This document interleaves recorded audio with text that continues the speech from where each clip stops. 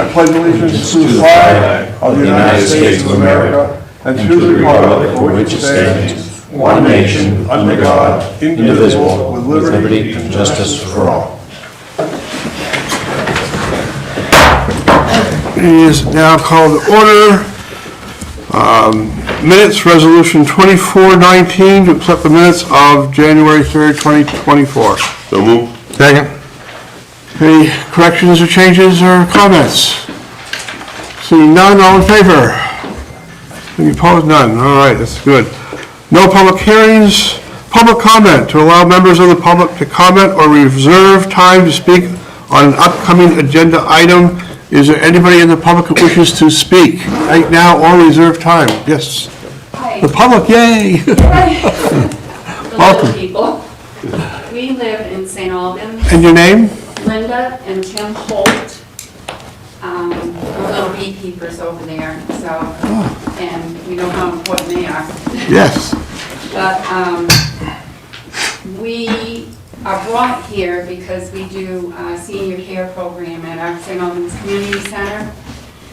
And I didn't really know how to present this to you without just giving you the facts in what we've been doing for the last 4 years in volunteering and the stories we've been telling about our seniors. This paperwork is actually everything that I wanted you, everything I'm talking about. There's 10 copies there, and then this is just a final.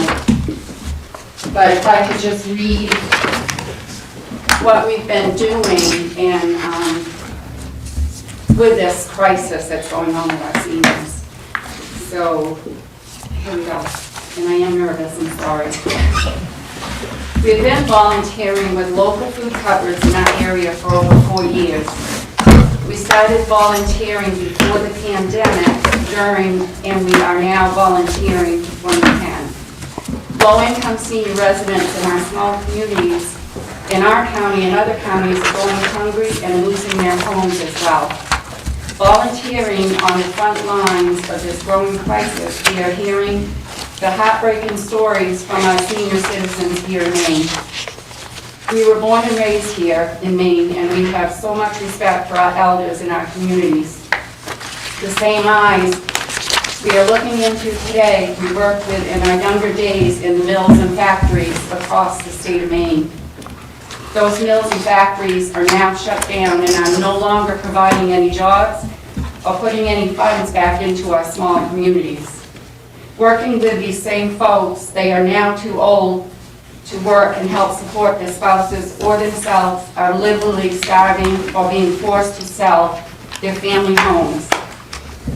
An example of a lady that called me, there was a group of 9 70 and 80-year-old ladies that had been forced out of their trailer park home, which is very close to here, to see the Madison, Waterville, where they had been renting very old mobile homes for years. They were offered a chance to buy their old mobile homes for 10 grand. The lady that called me to sign up for the monthly commodity box and cheese was telling me her story. She tried to go to the bank and get a bank note to buy the mobile home and the landlord was asking 10 grand and it was only worth 8,000.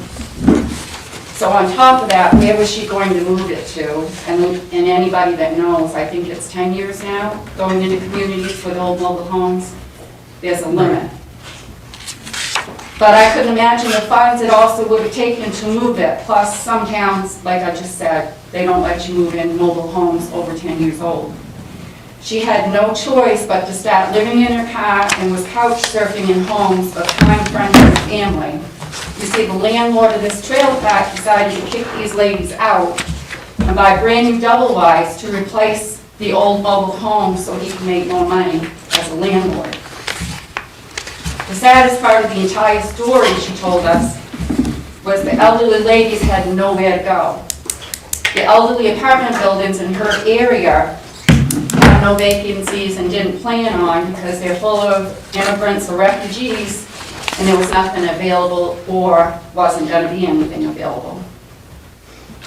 So I don't know about you, but knowing a 70-something-year-old lady is living in a car during the Maine winter gives us even more reason to keep fighting for our elderly any way we can.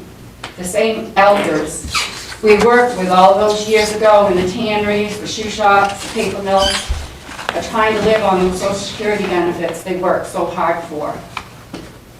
Their income levels right now are trying to live on those Social Security can't even come close to paying the rent in a lot of these new elderly housing units they are putting up in our rural communities across Maine. When the starting rent for a senior apartment is $1,300, most seniors are really lucky if they get $1,200 a month. What are they going to do? Could you please check the starting rent prices for most of these elderly housing units? When we sign seniors up for commodity boxes and cheese, if they only receive $900 a month, you can't help but have to hold back your tears and help any way we can. There are stories like this throughout our entire state of senior citizens that are struggling right now. We help with the Somerset, Kennebec, and Waldo County Spectrum commodity box applications, and we can tell you the stories are awful to listen to. And there's some days after getting new applications, we bring them home and call the seniors to try to do anything we can to help them get some kind of food items. So it's not just taking the applications, it's helping people with applications and helping them understand that it's truly not just another handout. They have earned this little bit of help they're getting back. We know personally the pride that our elderlies in our small communities have. Just having kindness, compassion, and respect for these individuals goes a long way with them. And when they thank you, it's from the bottom of their hearts. So not only are they going hungry, they are being forced to sell their homes to get any help from DHS, KDCAP. Some of these seniors are paying over $500 a month for a CMP bill. An elderly couple waiting in line for food at the Winslow Community Cupboard told us they went to DHS to get heating assistance or food stamps, or even help with their CMP bill. They were asked if they owned their home or the vehicle they drove there in. They said, yes, we own our old house and it's not worth much, and the old car we are driving is barely running, and if it breaks down, we can't afford to fix it. So they were told to sell them, then come back, and maybe they might be able to help them.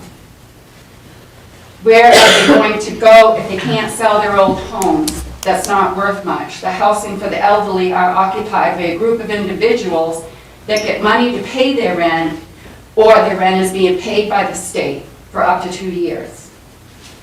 So the stories are endless from our hurting seniors, and that's where our hearts are when volunteering these days. We have been working with the senior spectrum generations and distributing senior commodity boxes and cheese at the Jonathan Bowman Enrichment Center in St. Albans. The Bowmans have opened the doors of a center for such a good cause, and now we can feed some seniors ASAP. We're up to almost 150 boxes of shelf-stable food items and USDA cheese per month as of right now, just in St. Albans. We work with the Skowhegan office, but now starting January 2024, we have a cap on how many applications we can take in per month. You see now, this highly needed program, we're also seeing cuts in Maine as well. Why? It seems the programs and resources for our seniors always go first. These same seniors paid into the system for 30 to 40 years for so many others to get welfare and Maine care benefits for a younger generation. Their property taxes are still paying for welfare programs and should be part of donations to help fund programs like Spectrum Generations. My opinion, every town in Maine should be doubling their contributions to the Spectrum Generations senior program. Spectrum also does the farm share program as well, and Meals on Wheels for homebound seniors and hospice individuals. And as you can see, with USDA being cut, or on a short leash for a budget, we need small towns to step up and give funds to these type of programs in our small communities. That being said, going to our town meeting, pleading for our town to help us, with this cause led us here. We had put together plans for a senior care program at the Bowman Center here in St. Albans, where we utilize what we can to do right for our seniors, which you all have a copy of that, I gave you. Excuse me, did you have a point? I'm sorry, I kind of missed. We're trying to get funding for our senior care program. We've already got all the resources, but our town has COVID funds, or did have COVID funds, and that's our point. We tried to get We COVID have funds. a community benefit that you can apply for. Okay. How much money are you thinking of asking the We just get county? the program up and running with 20 grand right now. And that's paying rent for a year, and Well, as that's in chairman, there as well. I gave you a copy of as it. the chairman pointed out, Yes. we actually have a program, we have money available, it's called a community benefit program. It's on our website, there's an application process, there's certain standards. We entertain requests such as yours on a regular basis. They're reviewed by a committee, and we vote on them. So it's not something we undertake right this minute, but I certainly appreciate the work you're doing for seniors, and there are hard times out there for many. And there's always competition for the dollars, but I would just suggest that you go through that process. And our county administrator, who is theoretically, I don't know if he's on Zoom or not, Tim Curtis, or Leanne, I'm sure would be glad to give you some pointers on that process. It happens twice a year, and so. I think that the most immediate thing we need is, we're doing all this by hand.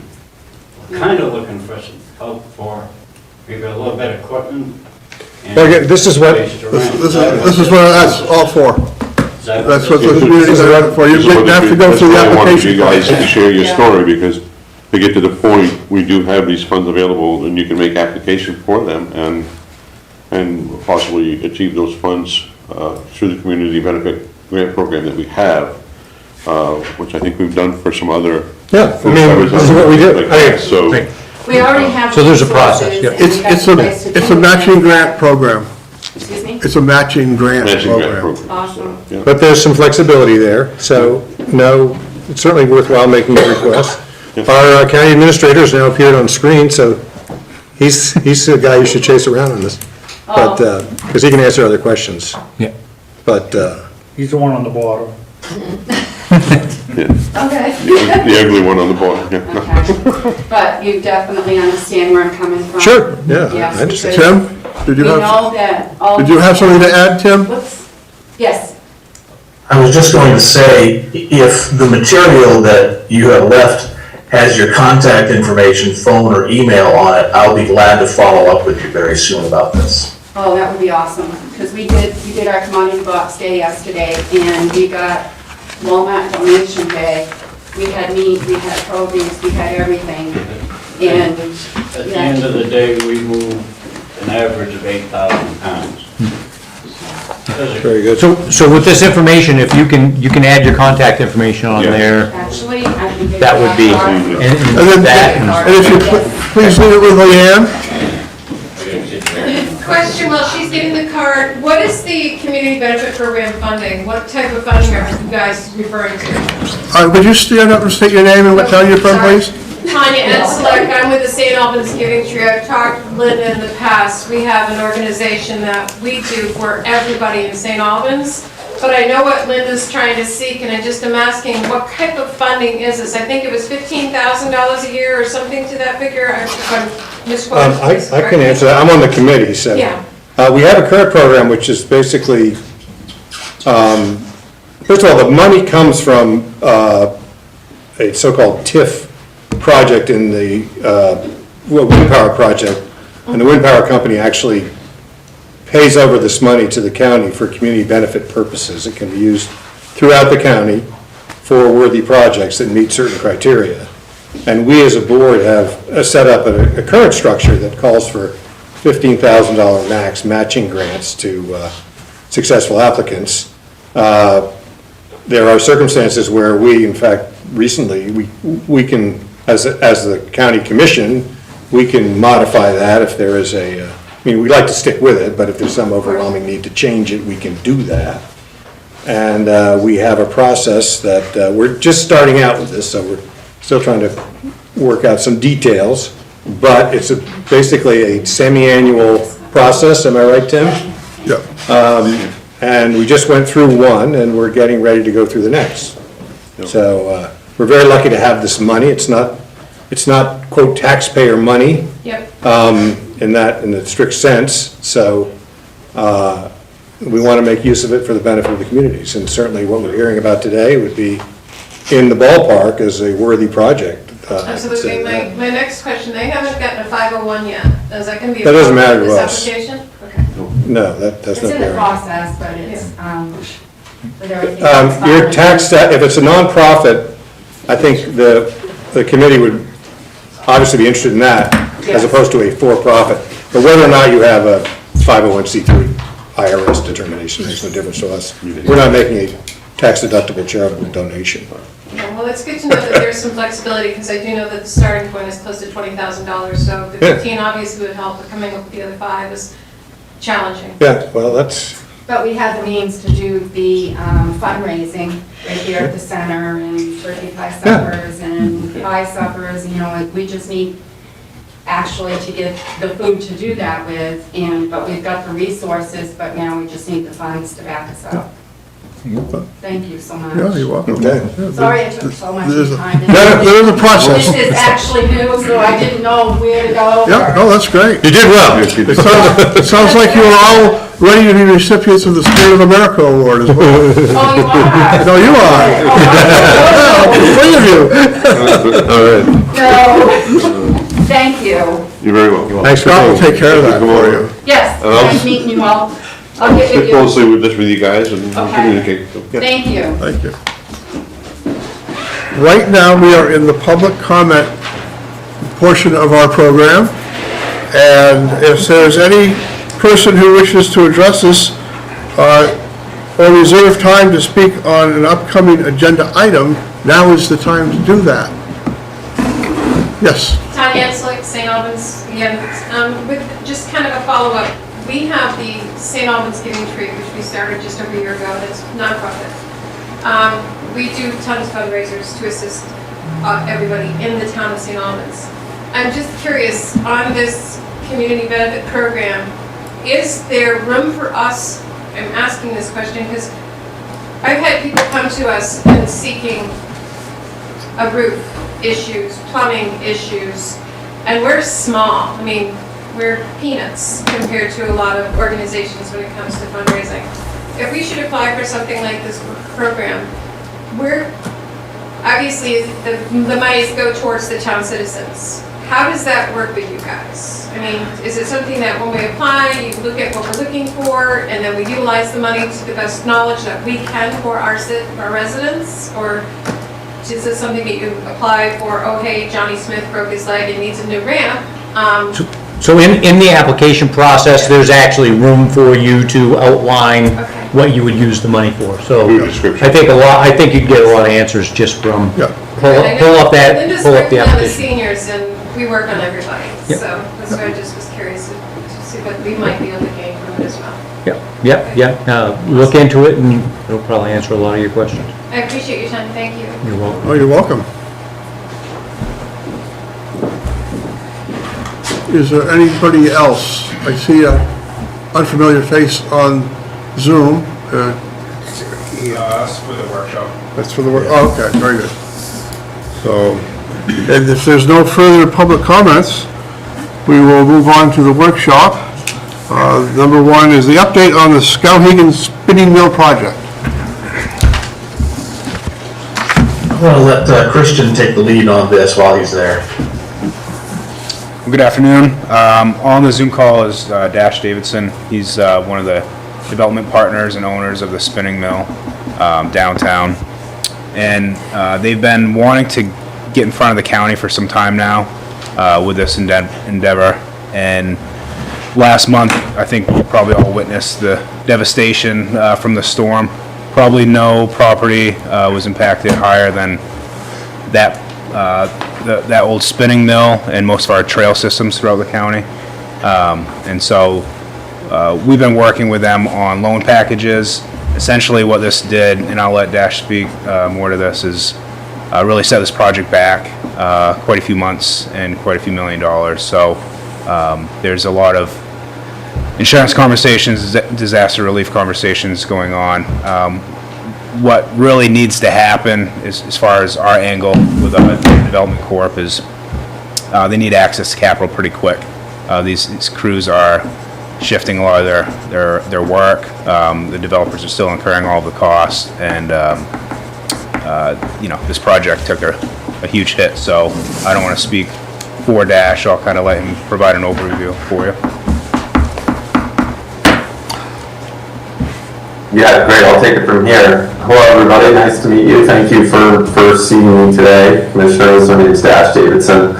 Sorry I couldn't be with you today live. I'm in Bangor right now, which is where our office is located, and we have several of our projects. We're actually going in front of the Orono Planning Board in just a couple hours, so that's why I wasn't able to drive down and see you in person. But I'd love to take this opportunity to tell you about Spinning Mill Project, which I'm sure you're all aware of in one way or another, and probably driven by and hopefully seen some of the exciting progress that's been happening of late. And I think it's been really amazing just to see the lights back on in the building, and how it really acts as a billboard in a lot of ways to all the activity that's happening in Skowhegan. And you see it coming into town, you see it leaving town. It's the largest building in town, so I just can't wait for people to move in upstairs, have all the lights in the building on at night, have all the new 320 12-foot tall windows installed, and give the town back the life and the energy and the vibrancy that has always existed on that property, or historically it always existed on that property. So it's a huge project. It's turning into over $20 million project, as these things always seem to expand over time, and prices always seem to go up. And it's a really exciting mixed-use project. So one of the things we're really proud of is it's going to be a housing project, 41 apartments on the upper floors of the building. Let me actually share my screen. Some of you can see the screen here, so let me, not sure if I'm able to actually share my screen. I don't know if maybe anyone on your, okay, well, it's 41 apartments on the upper floors, and then the ground floor, there's a basement, which is the area that got flooded. I'll talk about it in a second, but it's mainly above ground. There's the ground floor, which is really, you walk upstairs to get there from the street level, and then there are 3 floors above it. So the top 3 floors of the building will be 41 apartments. 20% of them will be workforce housing units designated as workforce housing. Oh, great. I can actually share my screen now. Thank you for that. Can you see this? Yes. Okay, great. So this is an older rendering that we built. Came out with this rendering about 18 months ago, but mainly the project has not changed since then. So these upper 3 floors are all going to be housing 41 apartments, again with 20% of them being designated as income restricted workforce housing units. This whole side of the ground floor, each floor is 18,000 square feet. So 15,000 square feet of the ground floor from this entrance down to the water to the dam side, and all the way through the building will be a boutique hotel called the Skowhegan. We just signed the contract with our operating group, a group called CASA, K-A-S-A, to operate the hotel, and it will be 20 hotel units designed for long-term stay, more really, small apartments, frankly, than traditional hotel units. So we think that there will be a lot of use for people who are, coming to the area for weeks at a time, be they, the seasonal workers or people, coming to work at SAPI for short term. So, as well as obviously all the tourism draws that the city of Skowhegan is investing in and the region is investing in with, all the outdoor tourism that we're hoping to see. So, I think we're really excited about the prospects of that 20-room hotel existing right here in the middle of town. So I think that'll be a great tourism draw, as well as, an employment opportunity. And then this side of the ground floor, this 3,000 square foot space, will be a restaurant tap room. As you can see in this original rendering, the plan was originally to lease this to Bigelow Brewing. Unfortunately, obviously, with the tragic passing of Jeff Powers, Pam no longer wishes to be a part of this project, which is fine. So we'll be leasing this space on the open market. We've already had some really exciting conversations with statewide operators, of which, if I were to share a few of the names, everyone would have heard of them. We're very interested in leasing that space for a restaurant and tap room. So it'll be a commercial use for, food and beverage. It'll be the hotel on this side of the first floor, 41 apartments. Then the entire basement, which is this lower floor, which as you can see is above ground, was going to be more public amenity space. So a mixture of a 3,500 square foot gym to be shared by the hotel and the apartments, as well as a 6,000 square foot co-working space that was going to be connected to the hotel through the hotel lobby, available and open to the public. Think about the Maine conference that's held here every year. So, that'll use this co-working space, that'll use the hotel lobby, that'll use the tap room, that'll use the outdoor patios. So more open communal spaces for larger gatherings to help with the cold tourism draw. And then other apartment-centric amenities in the basement. There was a screening room and an art studio, as well as storage. And of course, on December 18th, which actually completely coincidentally happens to be my birthday, so I was kind of a bad birthday present, but the entire basement flooded. There was 5 feet of standing water in this entire floor. We can pull up the photos if you'd like. I'm sure you've all seen them, but unfortunately, it ruined the entire floor's worth of work. We had a lot of our storage held down there. We had a lot of our materials and tools and electric equipment and a lot of our windows, which were ridiculously expensive, custom-made, 12-foot wide, double-pane windows. So it was a real tragedy for the project. So before we get into that, I thought I'd just kind of flip through a little bit more about my company. We're Bangor-based. This is a building in Bangor, right next door to where I'm sitting now. This was our original building, 2 Hammond Street in Bangor. We only do historic adaptive reuse developments like the spinning mill. The spinning mill is by far our largest and most ambitious project. Normally we do buildings that look more like this, existing office buildings to residential conversions in downtowns. Never before we took on a project as large in scale as spinning mill that had as little existing infrastructure in place as the spinning mill. So we really focus on working with the local communities, as we have tried to do in Skowhegan with folks like Christian and the city and the local community, into understanding what the actual needs are for each building. Every building in the community is different.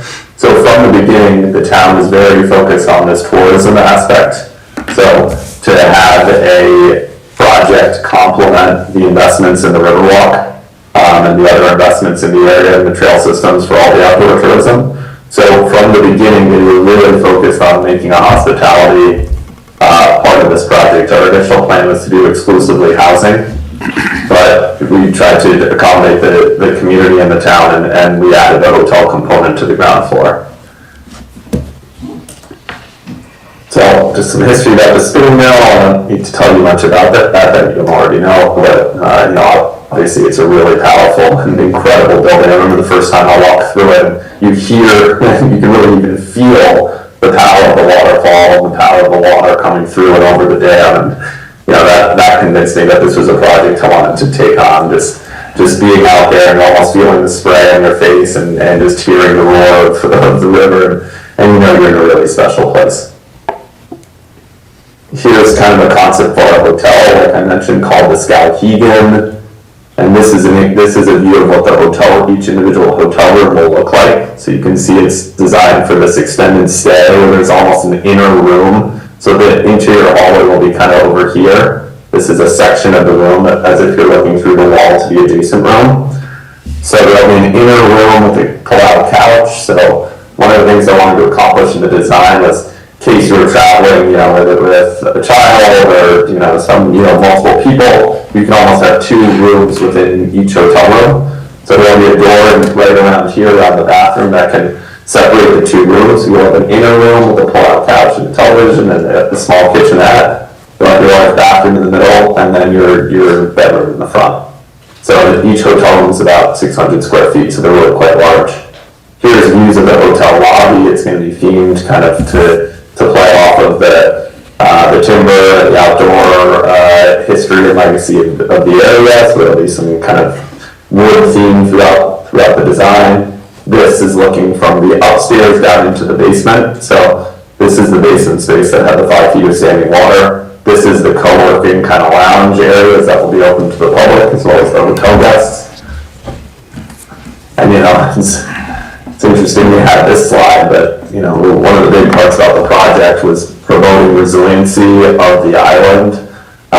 We just before the flood actually finished the regrading of the entire exterior parking lot to promote better flood management and better drainage through the island. So we pitched the whole site to have a huge kind of protected drain here to let water actually drain down this way and off the island, which one of the problems on the island now is that it's extremely pavement heavy, I guess, so there's not a lot of green space. So it's one of the things we're hoping to address in the project, bringing in some green space and non-paved space onto the island. We've been very fortunate to get some really great exposure and press on this project throughout the state, and some really fantastic support. We've had, the governor was through the building, I'm sure some of you saw on the news, but 3 days after the flood, the governor toured the building and held a press conference in the basement of the building to assess the damage. And early in the project, to really get us kick-started, we received a grant from Maine through the Thrive Maine program, which really enabled us to take this project kind of up a notch and really shoot for the stars. So here's some just more detail on the design, to get too into it, but they're going to be fantastic apartments. They're going to be really fantastic hotel rooms. There's a lot of head height. Each floor is 14 feet tall, so we're trying to play around with how you can maximize that space. Our architects come up with this really clever scheme where some of the units will have kind of lofted bedrooms or lofted secondary bedrooms that still conform to head height restrictions, but let you have kind of 2 floors within your apartment, which is pretty interesting and exciting. And then here's again the hotel room. So this is like an example of that hotel room concept I was talking about, where you have your inner room kind of closer to the door with your pull-out couch and a kitchenette, large bathroom in the middle, a huge door here that can separate the 2 spaces if needed, and then an interior room. So, we think it'll be sufficient again if people are looking to stay for, days, if not weeks on end, that we think they'll have all the amenities and space they'll need. This Skowhegan. And then this here is the basement space that again got completely ruined by the flood. And my contractors, and I was there a few days before the flood. It was about 85% complete. Drywall on the wall, all the wood framing in place. Electrical panels running through the walls, all the electrical finished, and this is what the floor is designed as. So the water came in this door on the dam side, and this door here, and just flooded the whole space. So this is storage units. Here's our gym. Here's our co-working space, and then this is going to be a kind of satellite exterior bar for the brewery tenant, so that they can serve to the patio on the exterior of the building looking out over the falls. And this is just a little bit more about our development team on the project. We have a really great team. We've used Pike Developers, who's our construction manager. They've been with us since Bangor and Orono, and now in Skowhegan. They're doing a great job. And engineers, a mechanical engineer, Wentworth Partners, and Steve Gavoni, who's been our structural and site engineer. And And the team's really done a great job. And here are some other examples of other projects we've done. So that's my update for you on the project, and of course, tragically, we're set to open the hotel, the first 2 floors of the building, in March of this year, and that was, again, we were fast tracking that to get everything ready for the summer season. So you want to have about, a month to 6 weeks of kind of almost testing periods for your hotel operator to break into rooms, break into facilities. So that was planned for the months of March and April to really get everything ready for kind of the beginning of the summer season in May. But obviously with the flood condition of the building currently is there was 5 feet of standing water for over 24 hours in the basement, and as we learned, it's when you say standing water, it's not like a nice swimming pool in there. The river brought in a lot of sediment, some boulders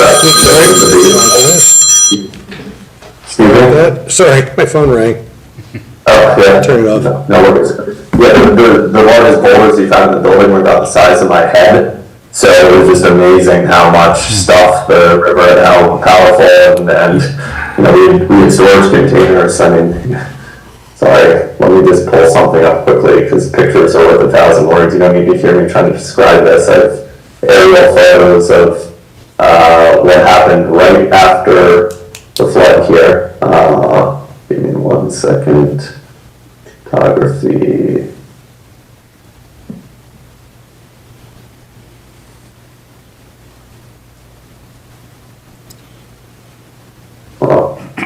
Sorry.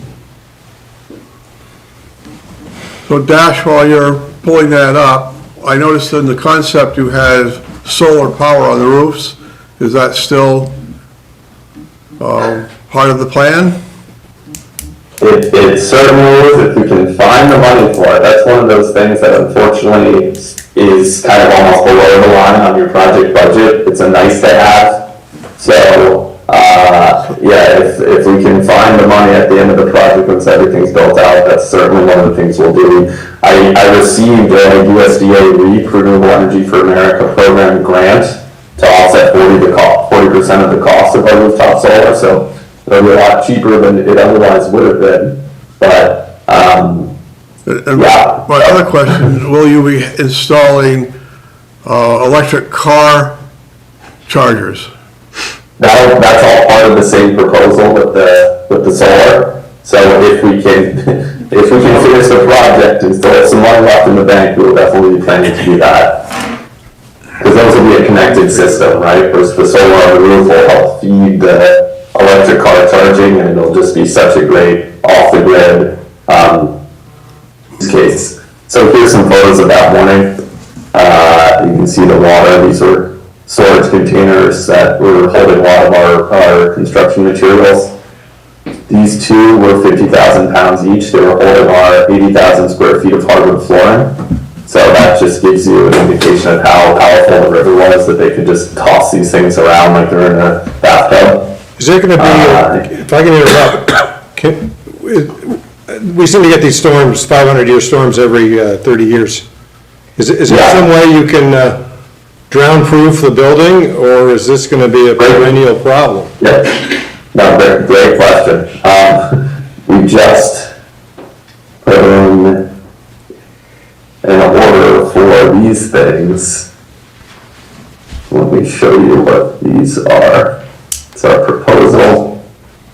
They're called floodplain barriers. So these are almost like a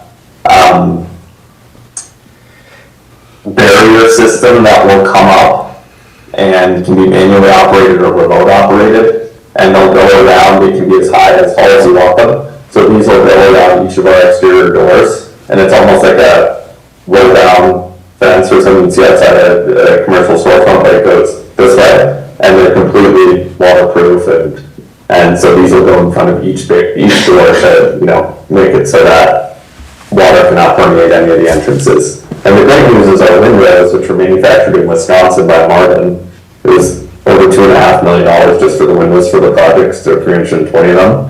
Each of them weighs over 1,000 pounds.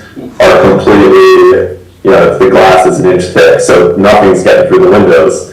The walls of the building are over a foot thick of brick, so nothing's getting through the walls. So really the doors are the one weak point. So we're already looking at, exactly to that point, how to secure all the doors.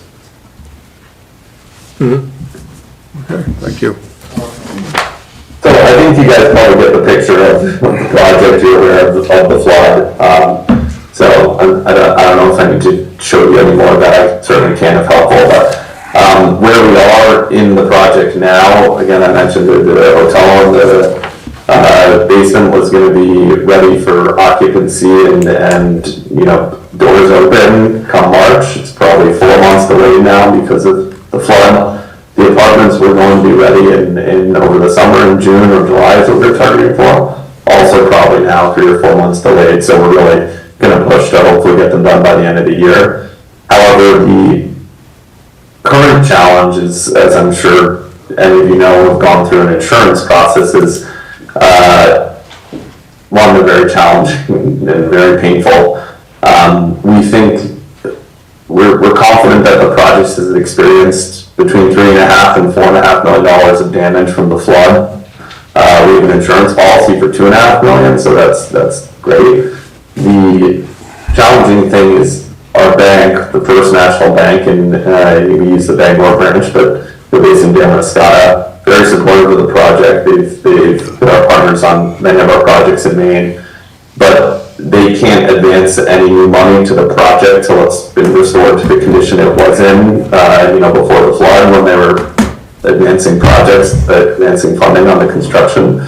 So we're really now at the mercy of the insurance process, and we almost can't even really fix up or even clean up the site. We certainly can't do any new work until the insurance, inspectors and adjusters have done all the work they need to hopefully release the full $2.5 million to us.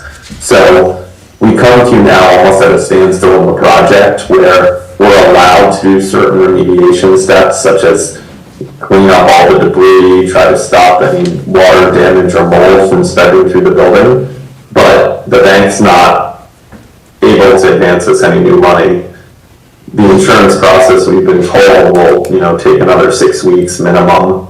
So we're in this really tricky position where this is just such a unforeseen event, such a tragic natural disaster, that we're just in reaction mode, and our normal funding sources are not available to us.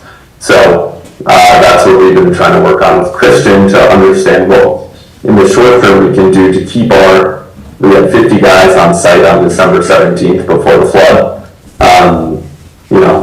How do we keep those people engaged and working and frankly paid for work on the project, so that, as any of you know, we've done a large construction project, momentum really matters. So we do not want to lose our crews. We do not want to lose the momentum we have. We don't want to lose the excitement that's building the community. So we're trying to get through this next 4 to 6 weeks till we can get our insurance proceeds and hopefully cobble together that delta between the damage amount and the insurance amount. And we've had great conversations with KB Collin, we've talked to Fame, we're talking to you. So I'm really trying to get the word out and see what we can cobble together and smaller pieces to try to get to a bigger number to make the project get back on its feet. So that's a whole lot of information. Sorry for just talking at you for 15 minutes, but felt it would be important to give you a whole sense of the project and where we're at. Thank you. I have a few questions. Well,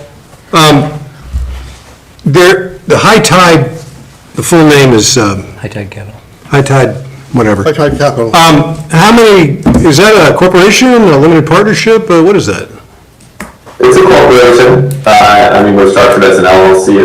It's myself and 2 partners who run the business. And I noticed it said, your blurb you gave us that we saw, you listed your project, but apparently you have some in other states as well. Is that true? Yeah, we have several projects in New London, Connecticut, coastal town in Connecticut, if you're familiar with it, in eastern Connecticut.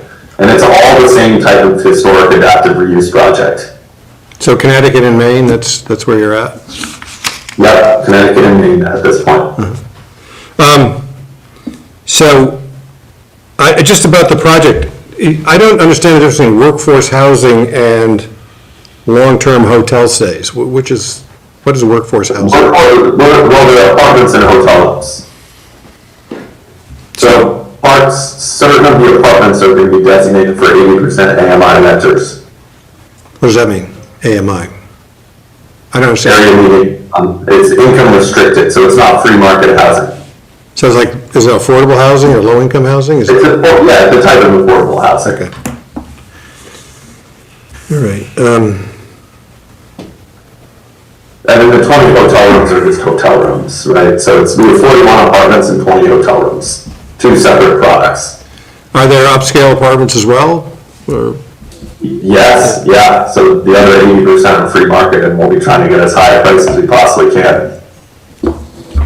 So a person, an average renter in Skowhegan, would they be looking to this place to get an apartment, or is this just for? Yeah.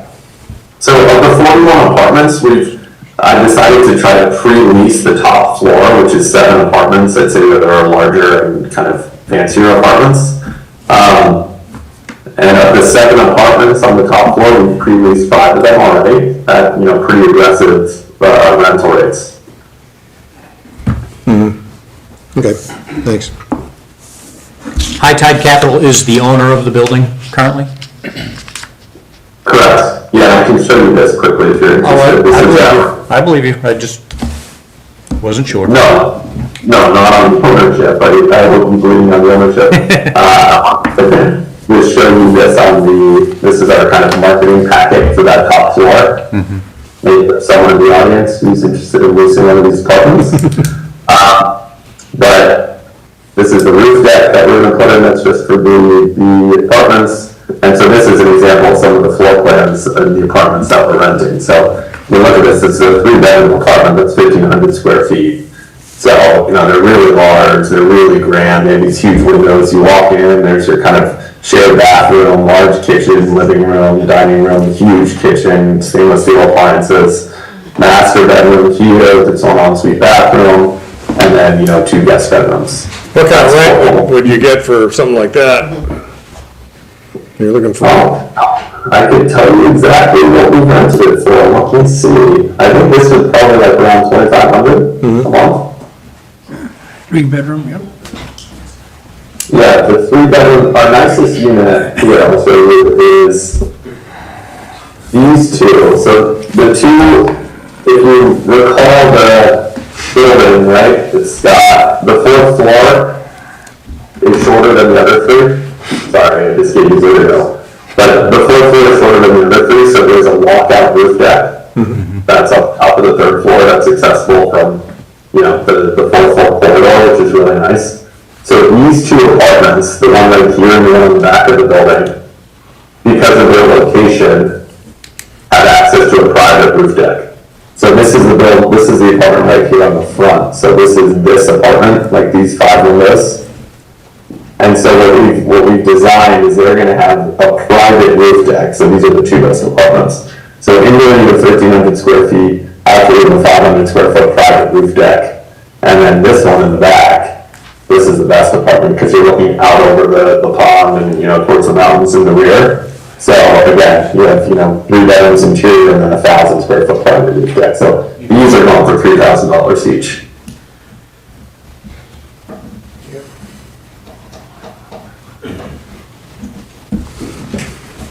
Well, I don't know how to put this, but this is a multi-million-dollar project. You've had what sounds like a temporary setback. You will be getting a substantial amount of insurance money for this. How much, your partners, how much sort of skin in the game do you have individually? I mean, you don't have to give me any specific figures, but I wonder how much. Well, just let me finish. I don't know how much sort of buoyancy High Tide Capital has to weather losses such as this without relying on the public fisc to bail them out. So. Was that last part of the question, or? Well, I just don't know. Are you reaching into your own wallets as your partners to deal with this? emergency, or is this an ask for public funds to kind of help you out? We most certainly have reached into our own pocket. I mean, this project, it's a $20 million project, really probably 21, and then this is probably gonna add $1 million of cost with the flood. And we have a bank loan for $11.3 billion from the first. We've got a grant from Fame that's already been spent, that was for $2 million. And the rest of the money's equity. Okay, thank you. And that money's, I mean, we're over $10 million into the project already through the acquisition, all the construction that's happened. So, you know, most of that money is already, all our equity's already in the deal because the bank doesn't advance money till all your equity's in. And as I mentioned, you know, the bank is not advancing any new money until the building's been put back to the condition it was at our prior draw, so before the flood. I see.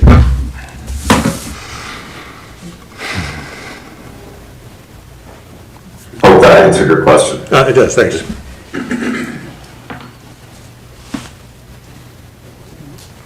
That handout I passed out kind of paints a couple different scenarios. So we wanted to present this to you, get your take. And as Dash mentioned, we're looking with another program under Fame that we utilize as a intermediary lender. We need to pull the trigger on that extremely fast before the deadline approaches with the state. That's in-house with SCDC. That's the top SCDC funds and Fame funds. But want to put a couple of hypotheticals in front of you for discussion to see, you know, what objectives and outcomes are possible with a public-private partnership, and then to keep either move on or reach out to other partners. Dash had mentioned KV Cog, the town of Skowhegan, Maine Rural Development Authority. The problem with most other institutions is the time of underwriting needed, sometimes additional appraisals, stuff like that. So if there's any questions on the handout I passed you, I can answer those. The SEDC funds, you have here $69,000. What is that made of, and how would that, is that going to be a loan or? It's a loan, yeah, it was approved today with our loan committee, and we're about 7 days into this, so we're hustling. That is our cash, some of our cash on hand. The 279 is state funds we draw down. That's the 80-20 ratio we need for that program. And what's your interest rate on the 69? Exact terms, we're meeting next week. Our loan committee had some additional questions before they set the actual terms. They're looking at between a 4 and a 6. So this 69,000, if it wasn't for this project, it would be sitting there waiting for another project to come along, or is it reserve funds of some sort, or? Yeah, it's our 69 is open to other loan applications. The Fame funds are very specific. You need a 3-to-1 private investment to the 1 percentage with our funds. It can't refinance debt, so it's very specific, but this is the second tranche from Treasury, and the state wants to close these out in the next couple weeks. So this can happen without, and it actually needs to happen in the next few days. You know, the county ask and proposal can take a little bit more time, but you know, I don't want to speak for Dash, but time is of the essence with some of the work going on. Maybe we can package the county loan, if approved, with other entities such as KV Cog or MRDA. One attractive thing with this project is, Dash mentioned the equity in there. After the equity, you know, for the debt on this project is about $11 million, give or take, on a $19 million project once complete. So the collateral's there. There's only one lender in that financial position. And so we would hold second position and other partners come in. We work out those arrangements. Very similar to Go Labs. We were speaking with Go Labs for months, really. The county helped us with that and helped them buy that mill. And on that collateral position, we hold and share collateral with 5 other agencies around the state. So we try to bring everyone in, spread the risk, reduce the risk, and make projects like this happen. Yeah, thank you, Christian. Just the one thing I'd add from our side, right? Like I'm really concerned about basically shutting the project down in the short term. Obviously, it's very cold. We have no heat in the building right now. There's a lot of work that's been done, and when you lose activity with your crews, it can be very hard to get them back. So we're looking to basically bridge these next few weeks or months, hopefully not until the insurance money comes in, and then we can get the project back to the state it was before, and then the bank can advance more money. And so, we're just trying to keep the train moving. And, that's really the short-term impetus for all of this activity. Well, I guess that was my question with the proposal for SEDC. You haven't come to terms yet, other than you have some money and you've agreed to do that, but you don't have final terms. Are you going to term it out as a bridge loan, so when they get their insurance money in, it pays it off? Or how is that going to be determined? Because that would be my feeling, that if we were going to loan this money, because it's a short-term need to fill this gap, I would look at it as a bridge loan, and that when the insurance money came in, that insurance money would be used to pay off that loan.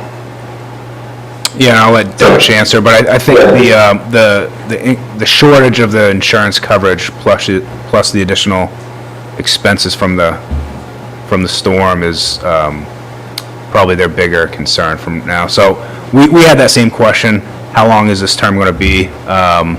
And in speaking with Dash, he was hoping, or not the 30-year term, but also not the 6-month term, because this project will take quite a few more months to complete. So we'll discuss that next week at our additional meeting, because we had a couple questions like that too. So, this would be our largest loan to date solely with us. We've had larger loans partnering with the county before. But, we view this project as probably one of the more impactful downtown Skowhegan has ever had. Less the industrial Sappies and the New Balances, but it checks a lot of boxes for us, the housing, the access for short-term accommodations for tourism, other commercial spaces, workforce spaces. So we That recognize doesn't the answer the validity. question of the finances of the loan. We don't have exact terms ironed out yet. Yeah. Is Skowhegan doing anything to help out here? I believe Dash just spoke with them before this meeting. Yeah, I wish they were doing more, to be honest with you. We've been going back and forth with them for months on a TIF package, so, we're working with them very actively on that, now with more urgency than ever. I believe they have access to a $100,000 revolving loan fund that we're looking into with them. And just quickly on the prior question about the insurance proceeds, the insurance proceeds are not allowed they have to be spent on the building, so unfortunately they can't go towards paying off any debt of any kind. And as Christian's definitely correct, we're looking to frankly add to our debt load on the project to help cover some of these new costs that the flood has caused. Long-term, do you hold on to these properties indefinitely, or do you sell them to local entrepreneurs, or do you stay with them? Sorry. I didn't know whether you will be whether your company will continue to own this building for the foreseeable future, or once it's all done, up and running, do you look to sell it? Have you done that with your other properties, or do you maintain ownership of all of them that you've done so far? We maintain ownership of all of them. The way we structure these deals is we take advantage of historic tax credits, which disallow sale of the asset for 5 years minimum after completion. So, even if we were desirous of a sale, we wouldn't be allowed to for, in this project's terms, probably 7 years from now at the earliest. So, it's our business model to spend a lot of time and effort on the redevelopment of these, incredible historic assets, to preserve them, to turn them into something useful again. And then, if we've done a good job, to just hold on to them for as long as we possibly can. I want to apologize for asking sort of obnoxious questions. I just don't know nothing about I'm familiar with the building, I've been around for a long time, but I didn't know anything about the project, so I'm sort of interested in finding out. Yeah, no, I'm glad, and it's my fault also for not getting in front of you earlier, and I hate to come to you in a time of crisis like this. But yeah, I should have been in front of this body earlier to give you, the full overview of the project. Personally, I think it's extremely exciting and an incredible project. It's the project that I spend by far the most time on of all of our buildings. So, I've really invested a lot of blood, sweat, and tears into this outside of, financial resources, but I just can't wait for it to be finished and for the impact it'll have, in the region. But we really had a major setback with this flood, and, we're in real trouble right now. So I hate to come to you in this state, but it's just where we're at.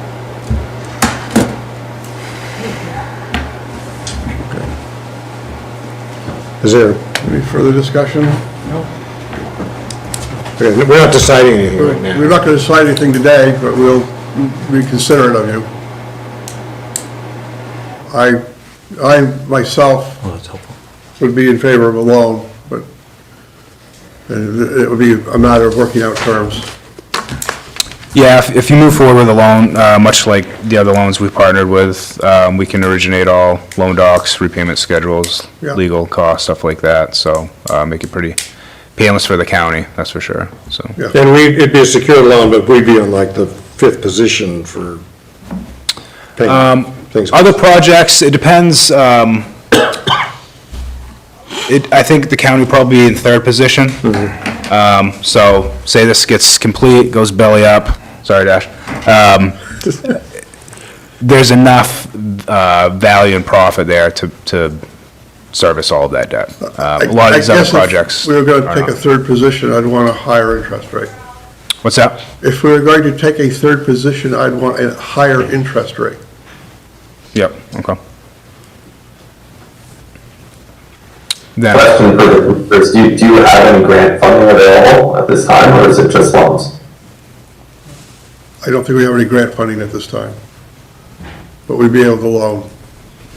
Well, we do have grant funding available, but I know you saw the lady who was in here earlier, so there's a lot of demands for our grant funding, and people that are not moving into high-rise $3,500 apartments, but are rather apparently starving in the dark, and they're dilapidated houses in rural Maine. So we have to make judgments about how we spend the money we have And and this take all sorts of process factors is into account. a $15,000 matching fund loans, grants. So it's a different scale of grants. But having said that, we as a county have given hundreds of thousands of dollars to snowmobile clubs to fix their machines. So we have flexibility on this, and I think we're having a good discussion about this, and we should make a decision about it. We should make it fairly soon, I would think, and I don't think we're mad at you or trying to, I think we just wanted to find out more about it and make the right decision. Chris, you'll be a big help to us in making a decision. Won't you? I will. I'll field up. Okay. All the questions you need and update you as things move along. And like I said, there's a lot of moving parts to this with multiple agencies across the state, so we'll keep you in tune. Okay. Thank you for your time. We really appreciate the update. Sorry for the loss. It is a tremendous tragedy. Has the state offered any further help? And The state is working, and we're in very close contact with Heather Johnson, and of course, Governor Mills was at the building herself, a few days after the event, so she's seen firsthand the damage. The state is really waiting on the federal government to take the lead, and it's a whole process there, as I'm sure you know. There needs to be a presidential declaration of a disaster to release a lot of federal FEMA money. That has not happened yet. We've been told that could take weeks or months. So that's been the message from the state. Yeah, that's why I didn't mention FEMA. Yeah. If you think insurance was a long process, try to get money from the feds. Yeah. Okay. Yeah. Well, thank you much for your consideration and, your support, and it's very helpful, and, we hope to get this project across the finish line one way or another. Yes. Thank you very much. Appreciate it. Thank you for your time and the update. It is exciting. Oh, thank you for that. Tim, do you need anything else from me, or? No, we'll be in touch. Okay, thank you very much. Thank you. Nice to meet you all. Thank you. Take care. Oops. We lost Tim. Yeah, he switched over host and Boom. Okay, where are we? Okay. Do you want to continue this On the talk, or do you want to F on the agenda. bring this down to, and utilize the economic development executive session that we have for confidentiality regarding funding of any sorts? I wasn't sure where that stood, if that was still on the agenda, or if that was removed. It's on the agenda. But we know that there's a portion of this that was actually public, Yeah. and very well to be public. I think it helped the cause quite a bit.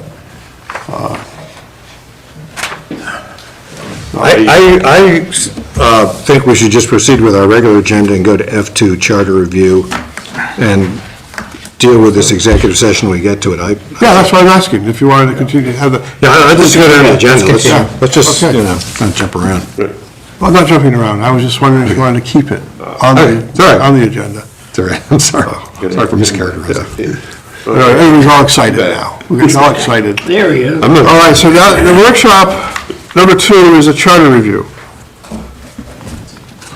Yes, I think that Dave Dash, the host of the Zoom, when he left, he hit me out too, so. Thanks for waiting for me to get back. I missed a few minutes there. That's all right. All right, I was gonna do a brief charter review, and I'm gonna make it even more brief. So I've given you some documents in regards to the budget process, Article 5. I think this is timely because many of you are involved with caucuses to appoint or reappoint members to the Budget Committee. I just wanted to touch on that, see if you had any questions. I know a couple of you have already attended selectmen meetings, and as a reminder, Commissioner Setkis has a commissioners meeting shortly after this meeting, or a selectmen's meeting in Solon.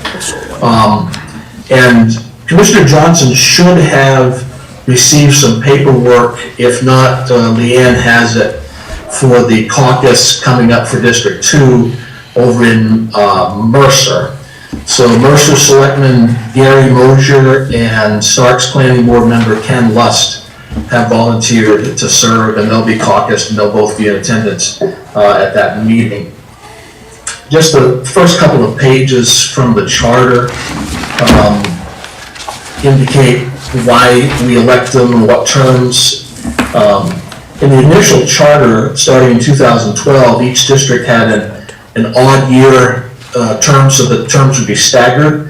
I thought about taking this out of the charter, but then I thought better of that because this is a good base to use going forward, as I found that sometimes our little charts aren't as accurate as we think they are as to whose term is up when. And when you have replacements mid-term, like the one for mine in District 2, it's good to have that information there. The only other point I'll make on this portion of the budget committee is that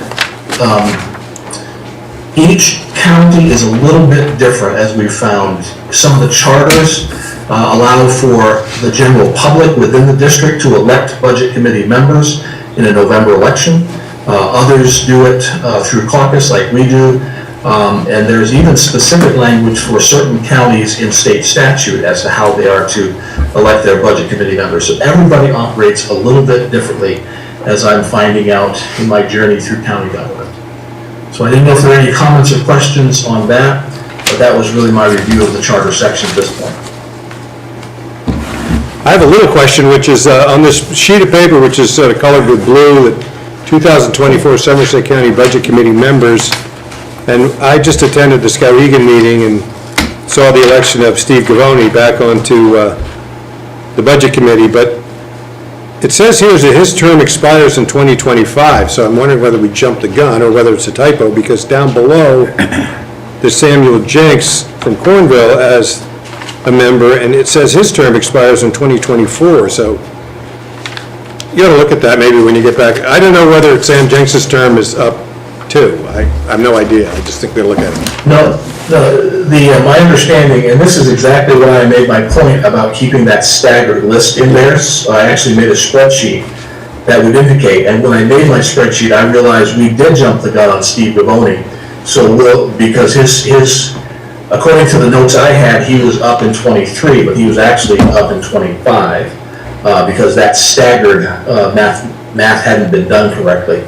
And anybody that says that they're up in 24, that means they're They serve for one more year. Expires in December. Right, okay. Thank you for the clarification. I knew there was something. I knew you'd catch that. Well, I sat through a very long meeting too. So back on that one, so on District 5, on the same sheet that John's looking at, I've got Elaine Allis on there till 2026, and the Harriman and Canaan on 24. And you had mentioned that there were some other ones, and I know the last meeting I had a list of some other ones that were up, that we're gonna be dealing with in Solon tonight. The meeting you're attending in Solon tonight is to reappoint Elaine. Her term ended in December of '23. I took the liberty of just updating that on the assumption that she'll be reappointed tonight. Yeah. Okay. And I did the same with Brett Salisbury. The other two are in Commissioner Johnson's district.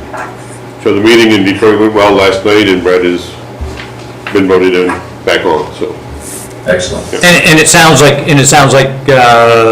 with your comments, you know something that this is already predetermined that Elaine's gonna participate again. She has already indicated to me she wants to continue serving on the budget committee. All right. So I'll watch that happen tonight. There you go. Thanks. Any further questions or comments on our charter review? No. Okay, moving along to new agenda items. Being none? Just one that I've been thinking about in terms of the budget, and since we're talking about budget now and getting ready to move in, I'd like to see us, and this is just a thought that I've had, as the budget comes to we as commissioners, to have a representation of maybe 3 or so of the budget committee members working with us when we get the budget as commissioners to look at it and do our piece. I think it would be beneficial in terms of shortening the process. I think it would be beneficial in terms of Okay, Scott. transparency. Scott, do you have a new motion to add? Because otherwise what you're talking about goes down to miscellaneous discussion items. Oh, okay, all right. We'll talk about that. Okay. It's not a new motion. Okay, yep, that's fine. All right. So we have no motions now. Finance reporting. Unfortunately, we still have 18 open positions countywide, so good thing is our finances look good.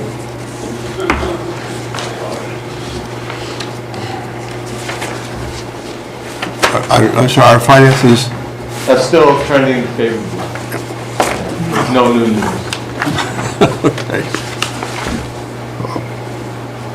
Administrator report? Well, the only thing in addition to what I provided in the packet I'll share is that I did confirm with Erin Benson of the Central Western Maine Workforce Development Board. She will be at the next meeting to provide an update on what they're doing and take questions on the CLEO, Chief Local Elected Officials Board. So she'll be here at the meeting on February 7th as part of a workshop. Great, thank you. Thank you. And don't think it's, was it on your report that you were at the LPC meeting? I can't remember. You were at the legislative committee meeting for the counties? You were there? I'm sorry. I wanted to thank you for joining us at the legislative committee meeting at the counties. Yes, I find those conversations very interesting. We actually had a meeting of the County Administrators Association today, and there was further discussion on this, especially jail funding strategies. So it's good to take a look at those things from different perspectives. Good, thank you. Department heads. Major Pike. Good afternoon. Just a couple of things with regard to staffing. Pat already kind of touched upon it. We are seeing a downturn in the number of applications, and we have a couple of additional openings since the last time we got together. I think part of it is seasonal. In my understanding, from talking to some of our longer-term staff, this is a kind of seasonal downturn. So I'm always hoping, the internal optimist, hoping that we'll see an increase in applications and staffing moving forward. I also wanted to introduce to the commission Cameron Arcidi. Cameron is on the agenda for consideration a little bit later on. The sheriff had asked me for a recommendation for assistant jail administrator. I didn't have to think hard about it. My recommendation, and thankfully the sheriff was on board, and I appreciate that, was Cameron. So he's been a long time Somerset County employee, has a lot of experience in the jail, and I look forward to having him as my right-hand person moving forward. Thank you. You want to say in addition to that? If the vote goes well, which I hope it does, I look forward to working with you guys. Very good, thank you. Thank you.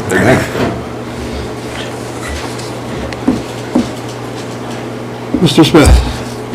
I'm just going to echo what the major just said about staffing. As you see on the agenda, we have an employee who has presented their resignation. They did it at 3 o'clock in the morning. This was their shift last week. They were a probationary employee who had been with us about 4 months.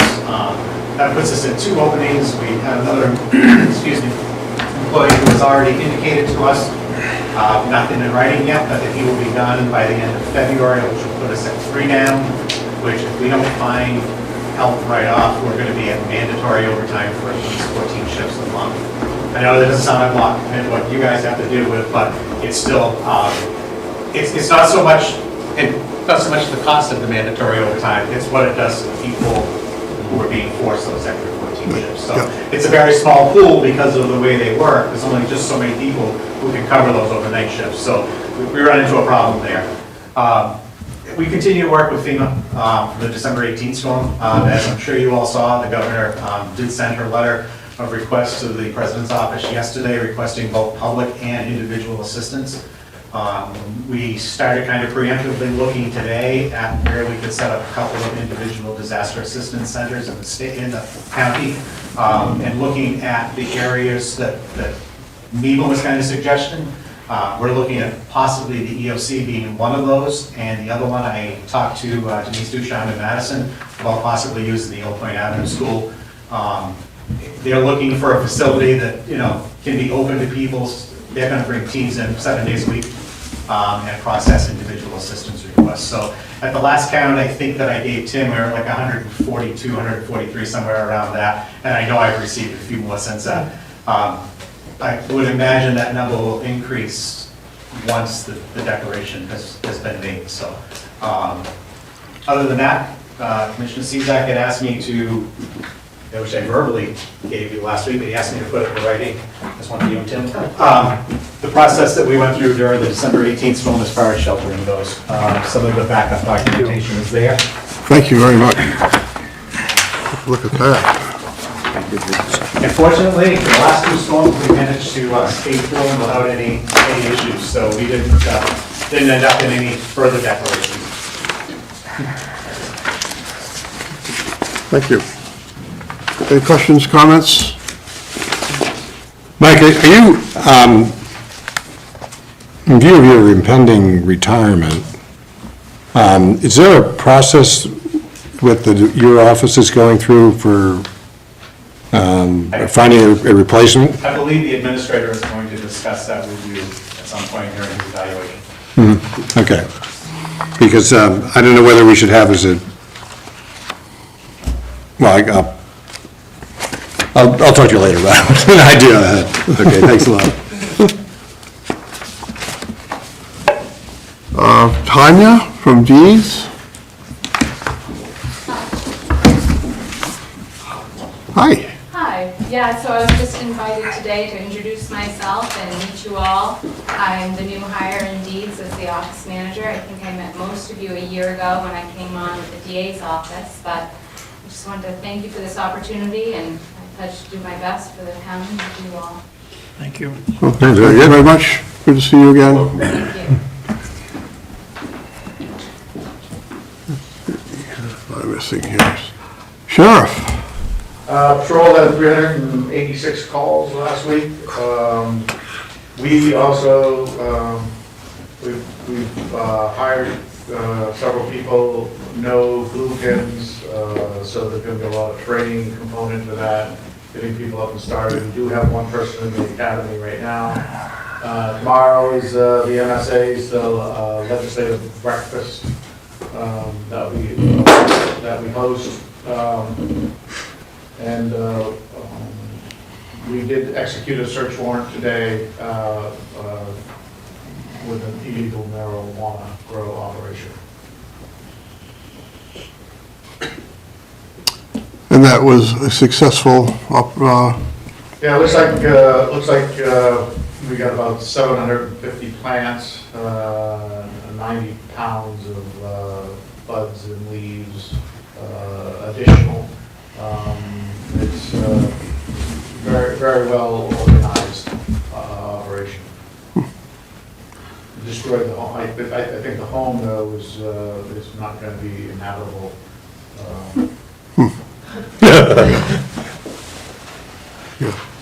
This is a pervasive county problem, and you've suggested the federal prosecution might get involved in this sooner or later? So we do have a problem in Somerset County.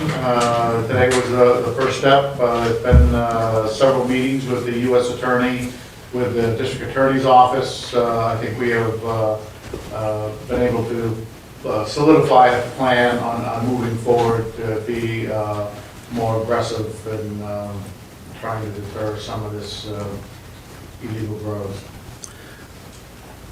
is ICE involved in this in any way? Homeland Security is, yes. Okay. The Border Patrol is also involved. Thank you. Any further questions or comments? All set? Pavel? So we were working on like few capital projects, so tape drive backup that was completed, and another one was to upgrade the firewalls at every county location. So we will receive the hardware, we're working on it, so we're expecting to complete this in the middle of March. And I'm just kind of focusing on IT budget, so. Okay, any questions? Thank you. Dave, DC? Two updates. Last month, you approved the stud of snow tires for Rockwood Fire Department. Rescue units complete, and the engine one goes in for the stud of tires tomorrow. So that should work out quite well. Second is the December storm, which we spent a lot of time talking about, damage here in Skowhegan. We damaged on several of our county roads, mostly Lexington and Concord. Lexington has been patched up, so everything is fine for the winter. More work will be required come spring, we can get at it better than we could. We were dealing with frozen gravel and things like that, repairs, and that's not the best thing to be working with. But I've got the amount we've spent so far in Lexington at $71,000. It's in this warrant, as a matter of fact. We are currently paying that out of TIF because those are the only funds we really had on hand to cover it. And we will reimburse TIF when we get the FEMA application, which we've got going through.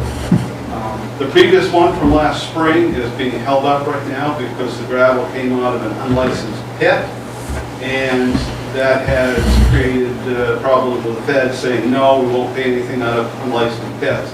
So Phil Curtis and I are working together to try to get the licenses done on that pit. I don't have the number for Concord yet. I haven't asked for them, but they're a little slow getting those in. But that gravel came out of a licensed pit, came out of Moscow pit. And the towns are approved by Department of Environmental Protection, whereas if you're in the UT, you're approved by Land Use Planning Commission. So different authorities, and we're having a little difficulty trying to get everybody up to speed and get things done. But I'm collecting the data, we've got pictures, and we'll be working on that. Questions? All set? Is there anyone I missed? Okay.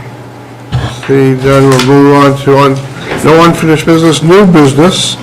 Resolution 2420 to approve the commissions of the following employees of the Sheriff's Office and Somerset County Jail: Travis Andrews, Michael Rizzo, Shannon Pooler, Edward Jakes, Charles Haley III, David Cole, Ronnie Blodgett, James Tozier, and Stephen Armiger. Discussion? All in favor? No opposed? It's approved.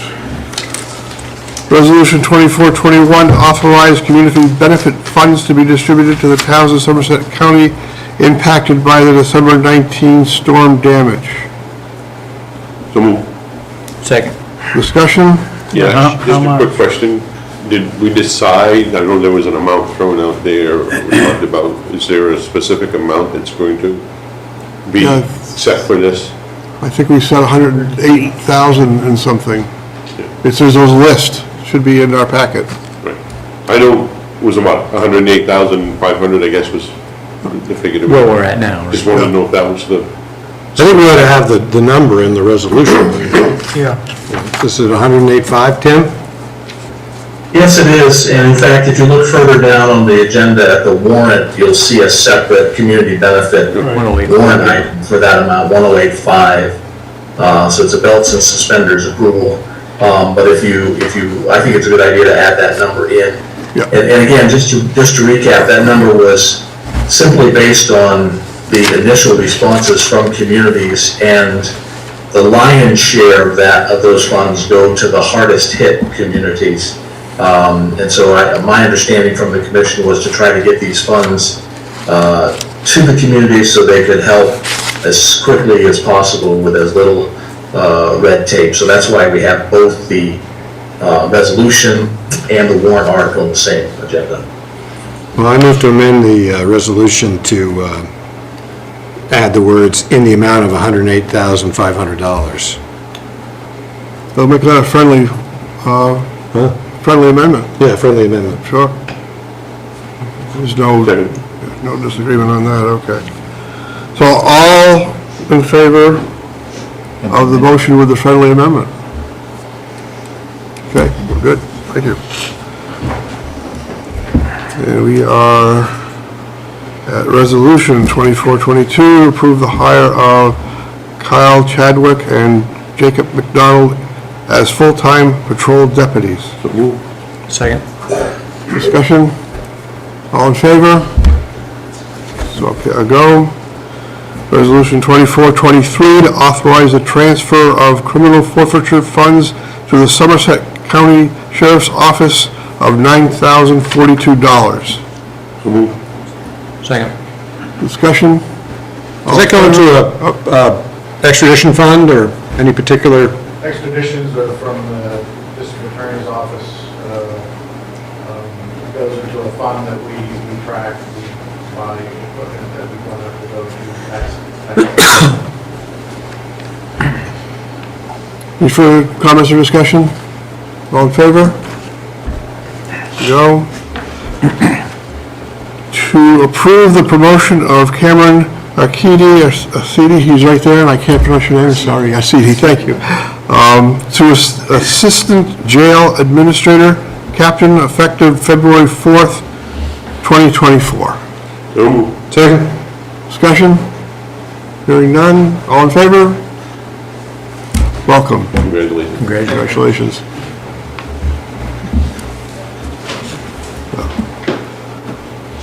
And Resolution 2425 to approve the resignation of Louis Balsarine from Somerset Communication Center. So move. Second. Discussion? All in favor? It's approved.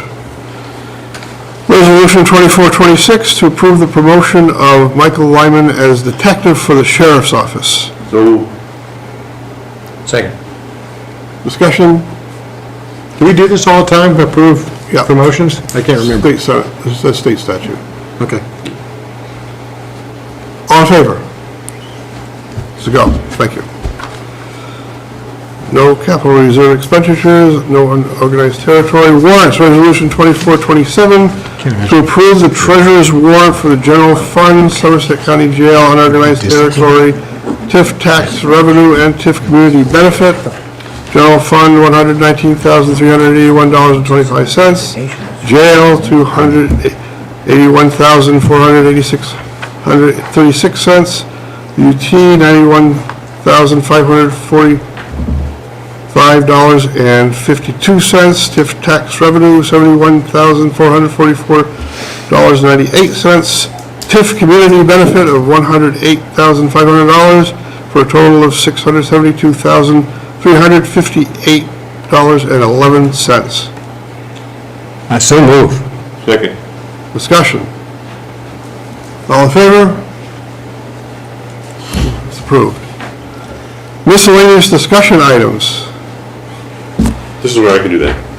Been giving some thought about the budget, and I wonder if it would be a good idea if, once we get the budget as commissioners, if we pull in some members of the budget committee to work with us at that time, maybe just a representation of the budget committee, even the full budget committee, to see if it would, make the process a little more effective. Also, read accountability, transparency, whatever. And we'd be working together from the beginning, and I think it might shorten it on the other end in terms of the length of time it takes to, just a suggestion I've been thinking about. I did talk to one budget committee member who thought that was also a good idea, but I do that with you guys, just a thought, how that might work out. Well, our budget deliberations are open to the public, so they're welcome to come Right. and listen to us, and we present our budget Right. to the budget committee. Right. And then they do their own work, and we're there as well. Well, we tried this in the past, and the budget committee was real adamant about, we'll give them our budget, and then they'll work it from there. Okay. And is that, sorry. Go ahead. Well, we work out our budget, then they take our budget and they change it, and then if we don't like it, we can change their budget, and if they don't like it, they can change our budget. So I'm just wondering, Tim, is that statutory? Does every county do it that way, or is there, if we're talking about streamlining things, I think you'd move a couple of steps out of that. I don't know if it's possible. Or charter changes. This is the beauty of our charter. We are unique. I believe there's only 2 or 3 counties where the budget committee has that override ability, and then we are one of them per our charter. To Commissioner Seekin's point, and what the chairman also said, back when I was on the budget committee and I really didn't know any better, if I had time, I would show up to the 9 o'clock commissioners' budget meetings when all the department heads discussed all their budget. And so that way I could go into the budget committee meetings with a better understanding and a better idea. So I think it's worth at least reminding budget committee members that this is the day and time the commissioners are going to spend all day on the budget, and if they want to come spend that time, they're more than welcome to, because it is a public meeting. And by the way, when is a date going to be established for that all-day session? March. It's the first commissioners meeting in March. We're meeting at 9:30 and going to Zoom for lunch, and then another couple hours after that. Till our meeting. March 6th.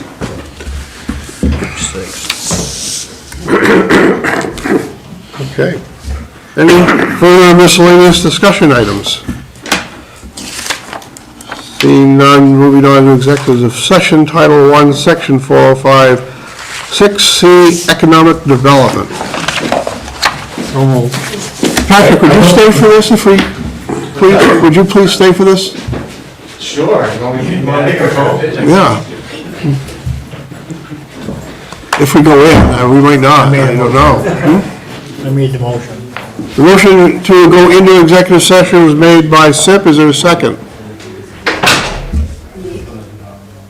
Second. Second, okay, so all in favor of going into executive session? Can we discuss it? Yeah, I think we should. Okay, we can discuss it. I don't know why we're going into executive session for this. As I read the statute, we only go into executive session, we're not supposed to frustrate the purposes of the act, and secondly, unless we're causing some significant disadvantage to our position as a county in some sort of economic way, it's not subject to executive session. We're not buying real estate, we're not discussing negotiation strategies, we're just talking about public spending on a project. I don't see why that's executive session. I don't get it. So Well, it's executive session because we are talking strategy on the loan. Well, talking strategy on the loan, we talk strategy all the time, but we do it in public. We're not strategizing to gain an advantage in a difficult negotiation. We're just talking about spending public money on a private project. I think we should do that in public. I don't think it's executive session material. That's my view. I agree that this is totally something that should be public. Is there some part of this that?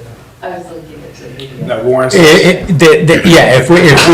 if in public, somehow we're putting ourselves in a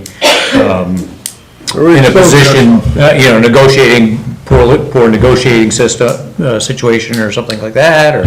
I think the thought, Tim and I discussed, I think just over email, Tim, can you hear me okay? Was the speed at which this may have to take place if the commission decides to do anything. I think you guys will chew on this for a little bit, and probably next commissioners meeting, maybe take a formal vote up or down on doing anything with this. But I think Tim's thought too was the county has supported this property in the past under different owners. And I think we were concerned about maybe bashing that one business of saying, look, you took some funds, you're not involved in this project anymore. And just to have a confidential meeting and straightforward conversation with it. I think I agree with John. I don't know as though it needs to be, but I think it was just being cautious, so. Was there something, Tim, that you thought would be a no? No, Christian kind of relayed the same concerns that I had about local business reputation and whatnot, and Commissioner Alsop and I have split these hairs over this matter. I tend to lean more on the local business economic development side, but I certainly understand, the letter of the law, as it pertains to this. I just say, if the board is going to have any further discussion on this matter with the spinning mill, if you're gonna do it now, you can do it, but if you've already had all that you're gonna discuss and you wanna wait and see what Christian brings back to you, then, you know, I don't know if there's much to discuss at this point. And that's a good question. I don't know of anything that needs to be discussed further than what we've already, or is there? There is, I guess. there is, and I wanna do it in executive session. Period. Oh, we don't talk about it again. Don't talk about what again? What I wanted to bring up in executive session. I'm not trying to, I'm sorry for being, we can't just go into executive I session know, if somebody wants. but we won't talk about it anymore. That's the end of the conversation. Okay, well, let's not talk about it. Period. We don't discuss prior loans or prior anything from this day forward, then that's what they wanna do. Well, if the board loaned money to some other entity a long time ago, a public expenditure, I don't see why that would be discussed it's a public record, it's what we did, it's It was not. the same building, John. Well, okay, well, I'm not gonna argue with you, but I don't think it's appropriate for executive session. As I read the statute, I'm just looking at the statute, which governs our conduct. No, we're good. Okay, what's the next item I on the make a agenda? motion, we don't go in executive session. Well, we just voted down because we got the motion. Huh? Just- Well, there was no second. Oh, no. Oh, no, I did second that motion, didn't I? Yeah. I didn't vote against it. You didn't, withdraw your seconded. Just trying to be helpful. We can vote no. Yeah. So, all in favor of going into executive session? All opposed? 3 opposed, it fails, motion fails. Executive session number 2, Title 1, Section 4056A, Personal Administration. Excuse myself. Have a good evening. I'll be down. Hey, there's here, thanks. Thanks for hanging out. And who moved and seconded? I moved, I don't know who seconded it. I'll second it, if it hasn't been Christian? seconded. Would you like me to email the commission and Tim on updates with us? Yes, sure, Ahead of please. commissioners meeting? Yes, Yeah, please, that would be- please. yeah. Keep us a little, that's the way. Okay, thank you. Yeah. Yeah, we can keep up on it. All in favor of going into executive session? We're in executive session. Can you get the light, please? I'm gonna kill the